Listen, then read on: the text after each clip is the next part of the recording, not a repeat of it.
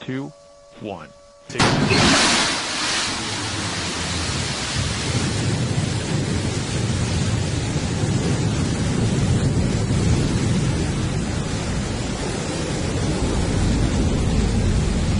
And we have liftoff. Go, New Shepard, go. Beautiful liftoff from our launch site 1 in West Texas.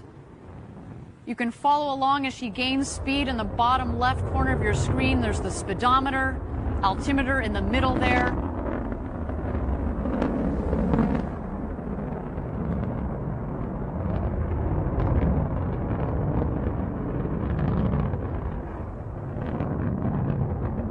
First milestone on her trip to space, max Q. That's when the dynamic pressure on the vehicle is at its maximum, the toughest point in flight for the vehicle.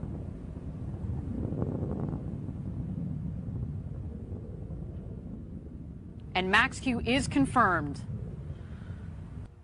All right, right about this time in your flight, on ascent, you're going to max at about 3 Gs. We've noted it before. The max Gs that you pull as an astronaut on New Shepard actually is on descent. So here on ascent, it's about 3 Gs, and it comes on gradually as you go faster and get higher up there. Until, of course, main engine cutoff and separation, and that is when you get to feel those beautiful 0 Gs. We're waiting for that here.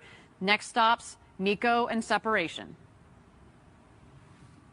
100 kilometers, or about 328,000 feet. If you were inside there, Patrick, you will have become an astronaut.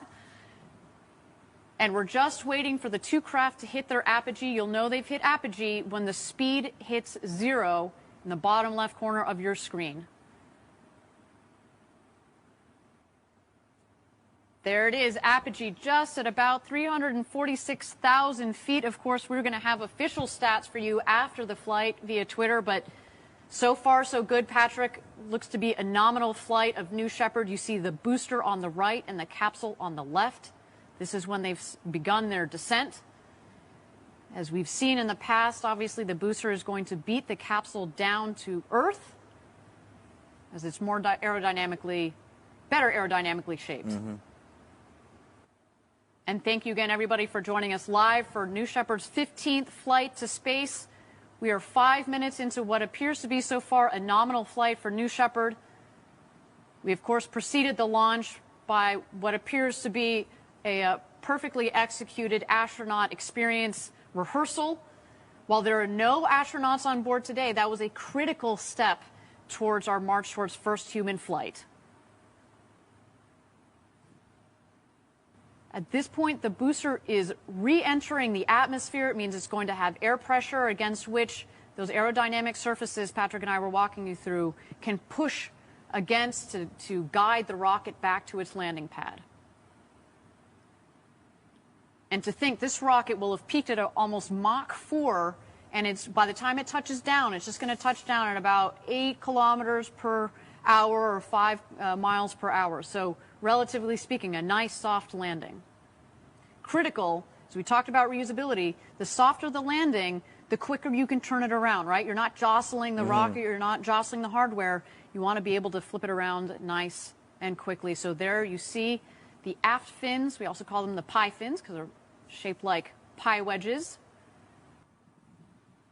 All right, there go the drag brakes. And there you see all the speed bleeding off of the vehicle and waiting for our BE-3 engine to relight. There it goes.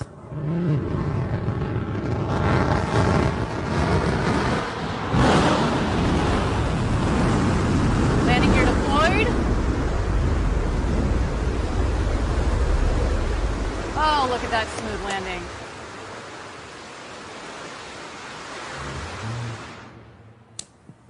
And touchdown. Welcome back, New Shepard.